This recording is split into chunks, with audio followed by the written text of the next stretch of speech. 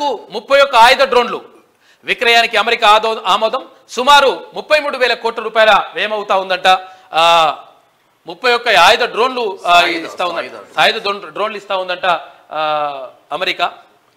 గ్యారంటీలో మరో 2 వెంటనే అమలు, బడ్జెట్లో నిధులు. సీఎం రేవంత్ 500కే గ్యాస్, ఉచిత విద్యుత్, ఇందిరమ్మ ఇల్లు ఈ 3 పథకాల్లో 2 అమలుకు ప్రణాళికలు. అర్హులందరికీ పథకాలు అందాలి, ఎవరు నష్టపోవద్దు. దరఖాస్తుల్లో తప్పులను సరిదిద్దుకునే ఛాన్స్ ఇవ్వండి, లేనిపోని నిబంధనలతో ఇబ్బంది పెట్టొద్దు. ప్రజా పాలన దరఖాస్తులపై సమీక్షలో ముఖ్యమంత్రి. అధికారులు ప్రజలను వేధిస్తే వేటి తప్పదని హెచ్చరిక. పాలమూరు జిల్లాలో వ్యవసాయ కనెక్షన్ల తనిఖీలపై ఫైర్.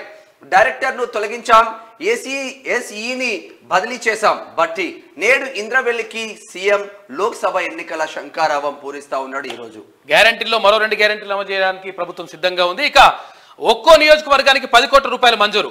119 నియోజకవర్గాలకు 1190 కోట్ల రూపాయలు ఎస్డిఎఫ్. ఇక ఇన్ఛార్జ్ మంత్రుల అనుమతితో అభివృద్ధి పనులు. ప్రతి నియోజకవర్గంలో 2 కోట్ల రూపాయలతో పాఠశాలలో అంటే పునరుద్ధరణ కార్యక్రమం.